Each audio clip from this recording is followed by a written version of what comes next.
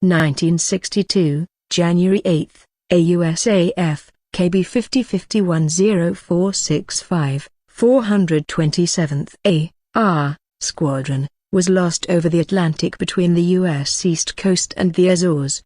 The Boeing B-50 Superfortress is an American strategic bomber. A post-World War II revision of the Boeing B-29 Superfortress, it was fitted with more powerful Pratt & Whitney R-4360 radial engines, stronger structure, a taller tail fin, and other improvements. It was the last piston-engined bomber built by Boeing for the United States Air Force, and was further refined into Boeing's final such design, the prototype B-54. Although not as well known as its direct predecessor, the B-50 was in USAF service for nearly 20 years. After its primary service with Strategic Air Command, SAC, ended, B-50 airframes were modified into aerial tankers for Tactical Air Command, TAC, KB-50, and as weather reconnaissance aircraft, WB-50, for the Air Weather Service. Both the tanker and Hurricane Hunter versions were retired in March 1965 due to metal fatigue and corrosion found in the wreckage of KB-50J, 48065, which crashed on 14 October 1964. Boeing built 370 of the various B-50 models and variants between 1947 and 1953. The first B-50As were delivered in June 1948 to the Strategic Air Command's 43rd Bombardment Wing, based at Davis-Monthan Air Force Base, Arizona. The 2nd Bombardment Wing at Chatham Air Force Base, Georgia also received B-50As, the 93rd Bombardment Wing at Castle Air Force Base, California, and the 509th Bombardment Wing at Walker Air Force Base, New Mexico received B-50Ds in 1949. The fifth and last SAC wing to receive B-50Ds was the 97th Bombardment Wing at Biggs Air Force Base, Texas in December 1950. The mission of these wings was to be able to deliver atomic bombs on enemy targets. The 301st Bombardment Wing at MacDill Air Force Base, Florida received some B-50As reassigned from Davis-Monthan in early 1951, but used them for non-operational training pending the delivery of B-47A Stratojets in June 1951. The B-50 was built as an interim strategic bomber to be replaced by the B-47 Stratojet, but delays to the Stratojet forced the B-50 to soldier on until well into the 1950s.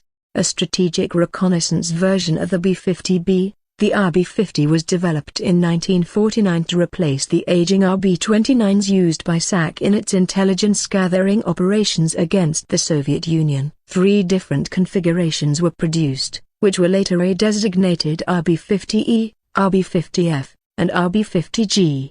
The RB-50E was earmarked for photographic reconnaissance and observation missions. The RB-50F resembled the RB-50E but carried the Shore-on radar navigation system designed to conduct mapping, charting, and geodesic surveys, and the mission of the RB-50G was electronic reconnaissance. These aircraft were operated primarily by the 55th Strategic Reconnaissance Wing. RB-50Es were also operated by the 91st Strategic Reconnaissance Wing as a replacement for RB-29 photographic reconnaissance aircraft over North Korea during the Korean War. The vast northern borders of the Soviet Union were wide open in many places during the early Cold War years, with little defensive radar coverage and limited detection capability. RB-50 aircraft of the 55th SRW flew many sorties along the periphery and, where necessary, into the interior. Initially, there was little opposition from the Soviet forces as radar coverage was limited and, if the overflying were detected, the World War II-era Soviet fighters could not intercept the RB-50s at their high altitude.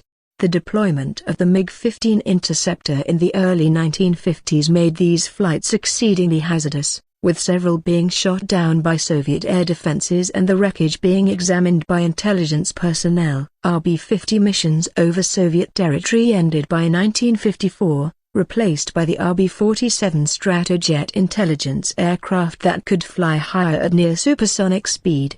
The B-47 Stratojet was manufactured in large numbers beginning in 1953 and eventually replaced the B-50Ds in SAC service, the last being retired in 1955. With its retirement from the nuclear bomber mission, many B-50 airframes were converted to aerial refueling tankers. The B-50, with more powerful engines than the KB-29s in use by Tactical Air Command, TAC, was much more suitable to refuel tactical jet fighter aircraft, such as the F-100 Super Sabre. As tankers, KB-50s had extensively reinforced outer wing panels, the necessary equipment to air refuel simultaneously 3 fighter-type aircraft by the probe and drogue method, and removed defensive armament.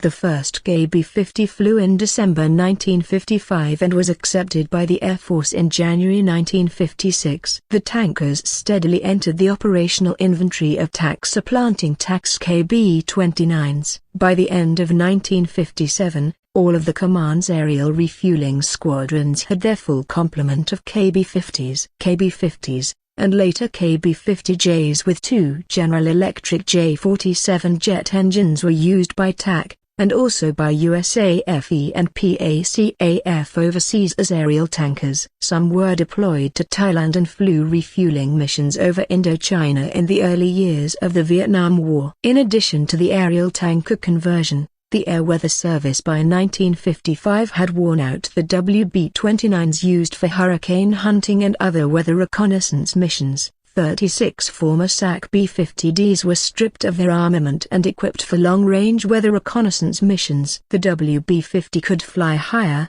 faster and longer than the WB-29. However, between 1956 and 1960 it experienced 13 major operational accidents, 6 of them involving the loss of the entire crew, and 66 crew member fatalities. After the weather reconnaissance fleet was grounded in May 1960 because of fuel leaks, plans were set in motion in 1962 to modify B-47 Stratojets being phased out of SAC to replace it in the role. The WB-50 had an important role during the Cuban Missile Crisis, when it monitored the weather around Cuba to plan photo reconnaissance flights. On January 8, 1962, a USAF, KB-50 51465, 427th A.R. Squadron, was lost over the Atlantic between the U.S. East Coast and the Azores.